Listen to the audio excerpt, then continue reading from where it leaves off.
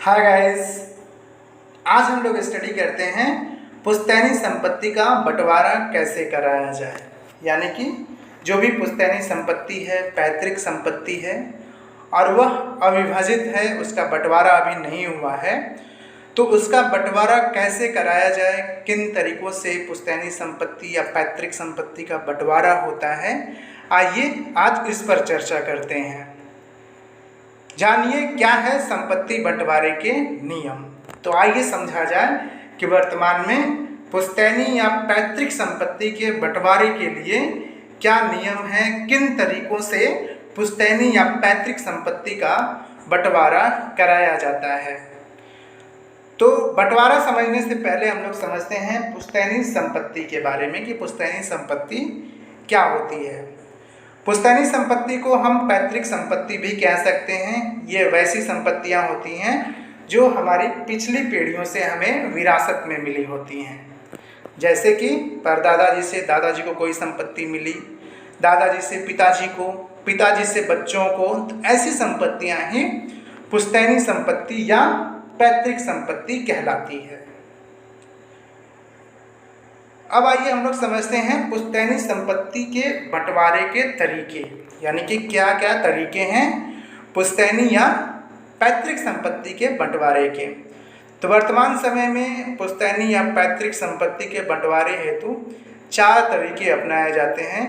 तो आइए एक एक करके हम लोग चारों तरीकों को समझते हैं, जिस तरीके से जो है आज संपत्ति का, पुश्तैनी संपत्ति का बंटवारा कराया जाता है। पहला बंटवारा होता है मौखिक बंटवारा। तो मौखिक बंटवारा नाम से ही स्पष्ट है कि ये मुंह से बोलकर बंटवारा कराया जाता है। इसमें कोई घर का बुजुर्ग या वृद्धजन, जितने भी वारिसान होते हैं, जितने वारिस होते हैं, उनको ऐसे मुंह से बोल के ही कह दिया जाता है कि संपत्ति के इस भाग के मालिक ये होंगे, बीच वाले के मालिक दूसरे होंगे, इधर के मालिक तीसरे होंगे, चौथे होंगे। ऐसे जितने भी वारिसान होते हैं सबको मुंह से बोलकर ही एक एक जगह बैठा दिया जाता है, एक एक जगह के मालिक बना दिए जाते हैं। तो ये मौखिक बंटवारा होता है। आइए समझते हैं कि मौखिक बंटवारा क्या होता है। तो मौखिक बंटवारे को अंग्रेजी में ओरल पार्टीशन कहते हैं। ऐसे बंटवारे ग्रामीण क्षेत्रों में ज़्यादा देखने को मिलते हैं। इसमें घर परिवार के बुजुर्ग लोग सिर्फ मुंह से बोलकर अपने वारिसों में जमीन के टुकड़े, घर इत्यादि का बंटवारा कर देते हैं। यानी कि सिर्फ मुंह से ही बोल के जितनी भी ज़मीनें होंगी, घर होंगे, उन सारी चीज़ों का बंटवारा कर दिया जाता है। इसमें कोई कागजी सबूत नहीं होता है, यानी कि ऐसे बंटवारे की कहीं भी लिखा पढ़ी नहीं होती है। मौखिक बंटवारों की वजह से न्यायालय में बहुत सारे मुकदमे वर्तमान समय में चल रहे हैं। चूँकि यह सिर्फ मौखिक बंटवारा होता है, कहीं भी लिखा पढ़ी नहीं रहती है, कोई कागजी सबूत नहीं होता है, तो होता इसमें यह है कि जब ये बंटवारा होता है या वृद्धजनों के द्वारा, बुजुर्ग के द्वारा ऐसा कहा जाता है कि संपत्ति का इधर का भाग ये देखेंगे, बीच का ये, इधर का तीसरा, चौथा, तो उस वक्त तो उनके द्वारा हाँ कह दिया जाता है। लेकिन कुछ वर्ष, कुछ समय बीत जाने के पश्चात उनको लगता है कि नहीं, ये संपत्ति का बंटवारा गलत हुआ है। तो चूँकि कहीं बाइंडिंग, चाहे कहीं ऐसा तो है, बंधन तो है नहीं, इसलिए उनके द्वारा तुरंत जो है न्यायालय में मुकदमा दायर कर दिया जाता है। तो मौखिक बंटवारे की वजह से न्यायालय में बहुत सारे मुकदमे आज की डेट में भी विचाराधीन हैं और बहुत सारे मुकदमे इस बेस पे रोज फाइल भी होते रहे हैं। दूसरा बंटवारा होता है आपसी सहमति से बंटवारा। तो इसमें होता है कि परिवारीजन जो है आपस में बैठकर ही बंटवारा कर लेते हैं कि संपत्ति के किधर का भाग कौन देखेगा और किसके द्वारा जो है उसके मालिकाना हक में आगे बढ़ोतरी होगी। तो आइए समझते हैं कि आपसी सहमति से बंटवारा कैसे होता है, इसकी क्या प्रक्रिया है। आपसी सहमति से बंटवारे के मामले में सभी वारिसों की आपसी सहमति से जमीन इत्यादि का बंटवारा कर लिया जाता है और इस आशय का आवेदन पत्र तहसीलदार महोदय को दिया जाता है। तत्पश्चात तहसीलदार द्वारा लिखित रूप में आपका बंटवारा कर दिया जाता है और आपको बंटवारे की रसीद प्राप्त हो जाती है। इस प्रक्रिया में नाममात्र शुल्क लगता है।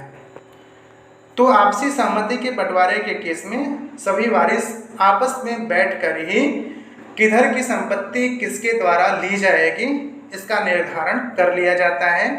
और जब ऐसा निर्धारण हो जाता है तब वह इस आशय का आवेदन पत्र तहसीलदार महोदय को, जो भी उस क्षेत्र के तहसीलदार होते हैं, उनको देता है।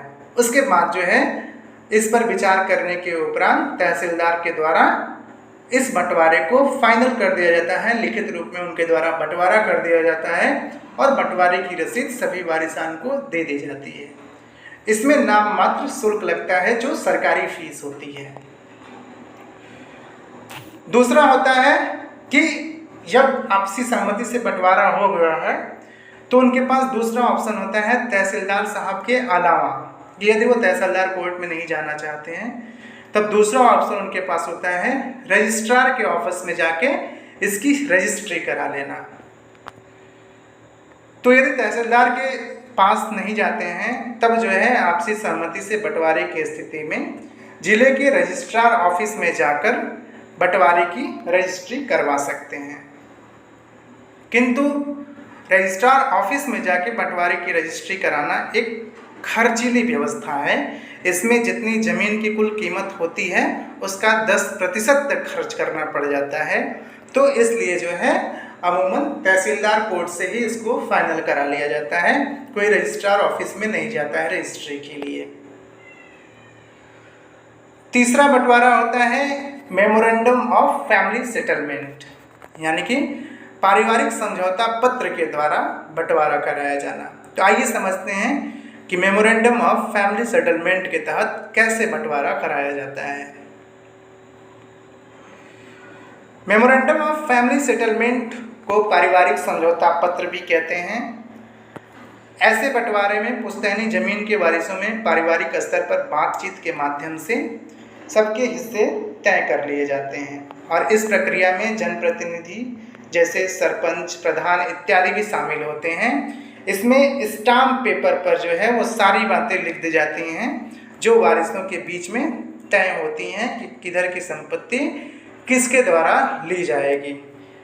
और जब ऐसी चीज़ें क्लियर हो जाती हैं, इसका निर्धारण कर लिया जाता है, तब जो है उसे स्टाम्प पेपर पर लिखा जाता है कि अब जो है उसे लिखित रूप में तैयार कर लिया जाए। और जब स्टाम्प पेपर पे वो सारी चीज़ें लिख दी जाती हैं जो वारिसों के बीच में आपसी सहमति से निर्धारित की गई हैं, उसके बाद वहाँ जो भी वारिस होते हैं उनका हस्ताक्षर कराया जाता है, जो गवाह होते हैं उनका हस्ताक्षर कराया जाता है, या जो वहाँ मौके पर जनप्रतिनिधि जैसे कि सरपंच या प्रधान मौजूद होते हैं उनका भी हस्ताक्षर होता है। इस तरीके से इसे लिखित रूप में तैयार कर लिया जाता है मेमोरेंडम ऑफ फैमिली सेटलमेंट को, यानी कि पारिवारिक समझौता पत्र को। अब कभी कभी यह लोगों के मन में शंका होती है कि मेमोरेंडम ऑफ फैमिली सेटलमेंट या पारिवारिक समझौता पत्र जो है यह वैधिक है या नहीं है, कहीं ऐसा तो न हो कि हम जो है इस तरीके से बंटवारा करके फंस जाएं। तो रविंद्र कौर बनाम मंजीत कौर, यह सुप्रीम कोर्ट का जो है 2020 रिसेंट का केस है। तो इस केस में जो है सुप्रीम कोर्ट के द्वारा यह क्लियर कर दिया गया है कि पारिवारिक समझौता पत्र मेमोरेंडम ऑफ फैमिली सेटलमेंट एक वैधानिक तरीका है जिससे पुश्तैनी या पैतृक संपत्ति का बंटवारा किया जा सकता है।